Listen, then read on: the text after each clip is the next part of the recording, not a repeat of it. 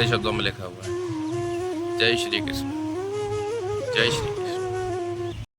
राधे राधे दोस्तों, आज आपका भाई फिर एक अपना ब्लॉग लेकर आया है एक नई वीडियो के साथ।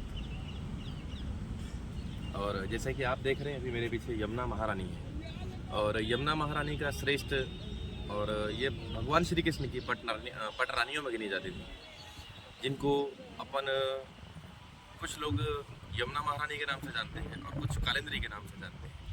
जिसका जल देखने में आपको लग रहा होगा ये पूरा काला जल है, और जिसमें कि आप अभी देख रहे हैं ये जल सीधा गंगा जी से बहता हुआ आ रहा है। और इस जल की विशेषता ये है कि कहते हैं कि मथुरा में आके भाग खुल जाते हैं और यमुना में नहा के पाप धुल जाते हैं। और जस्ट मेरे पीछे आपको दिखाता हूँ मैं, ये सामने गोकुल गांव है, ये पूरा गोकुल गांव जिसे आप देख रहे हैं। यहीं पे भगवान श्री कृष्ण अपने 7 साल 52 दिन भगवान श्री कृष्ण ने यहाँ पे जन्म लिया। जन्म मथुरा में लिया था, पालन पोषण भगवान श्री कृष्ण का मथुरा और गोकुल में हुआ। और यही वो सामने गोकुल गांव है जिसको आप देख रहे हैं ना, वो सामने गोकुल गांव है। और अपने सारे दोस्तों से, अपने सारे व्यूवर्स से कहना चाहूँगा, अपने सारे फ्रेंड्स से कहना चाहूँगा कि कभी भी मथुरा घूमने के लिए आते हैं तो ये बहुत प्यारी और सुंदर शांति वातावरण वाली जगह है। एक बार दर्शन करने के लिए आप ज़रूर आएँ यहाँ पे। और सामने गोकुल गांव है, यहीं से अपनी यात्रा शुरू होती है। मंदिरों के लिए अगर आपको विजिट करना है, मंदिर दर्शन करने जाना है आपको, तो यहीं से आपकी यात्रा शुरू होगी। सबसे पहले आप कहते हैं ना कि मथुरा शहर में आए घूमने के लिए, मथुरा, वृंदावन, गोकुल, गोवर्धन, नंदगांव, बरसाना, तो ये सबसे प्रमुख स्थलों में से एक है जिसे अपना गोकुल गाँव बोला जाता है, गोकुल धाम बोला जाता है। ये सामने गोकुल गाँव है पूरा।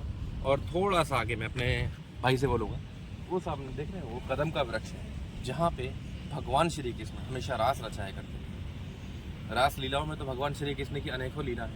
एक रास लीला ये भी है कि जो सामने देख रहे हैं ना, वो कदम का वृक्ष है।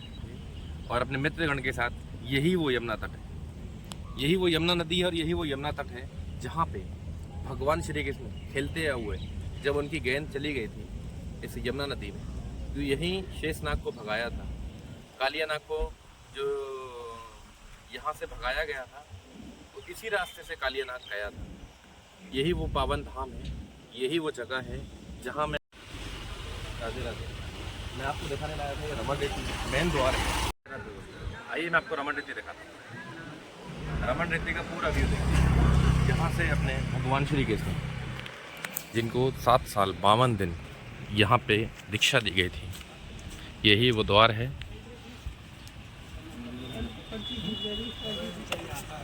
यही वो पावन भूमि है जहाँ भगवान श्री कृष्ण ने 7 साल 52 दिन अपनी दीक्षा ली थी। यहीं से पढ़ाई पूरी करने के बाद भगवान श्री कृष्ण अपने घर डेली आना जाना किया करते थे। जो आपको पहले दिखाया था ब्लॉग में, वो पूरा गोकुल गांव था जहाँ भगवान श्री कृष्ण का घर है, जिसको बोला जाता था नंद भवन। वो भी पूरा दर्शन कराएंगे। ये पूरा रमण रेती का व्यू देख रहे हैं आप। यही वो जगह है जहाँ पे भगवान श्री कृष्ण माटी के लोड़े बनाकर खेला करते थे। भगवान श्री कृष्ण, यही वो ब्रज की रज है जिसको कहा जाता है। यही वो पावन भूमि है जिसको कहा जाता है, यही वो ब्रज की रज है। यही वो पावन अपने माथे पर लगाता है। आप भी लगो, ये ब्रज की रज है। और इस रज में बहुत पावन है। यही जगह है, यही वो ब्रज की रज। जिस जगह से हमारे भगवान श्री कृष्ण को पूजा जाता है, जिस नामों से कहा जाता है रमण बिहारी, वो रमण बिहारी यही है। इस ब्रज की रज में ही मिलेंगे आपको रमण बिहारी। और अपने सारे फ्रेंड्स से कहना चाहूँगा, कभी भी आप आते हैं तो इस ब्रज की रज में डोल जाइए।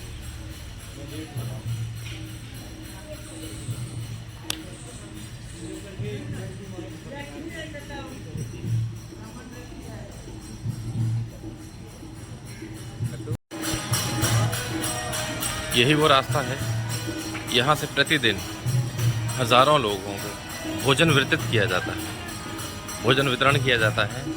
और यही महाराज जी के जो दासगण हैं, सेवादार हैं, जो प्रभु रमण बिहारी जी के लिए सेवा करते हैं प्रतिदिन। और यही वो पावन स्थान है, यहाँ से प्रतिदिन हजारों लोगों को भोजन निःशुल्क वितरण किया जाता है।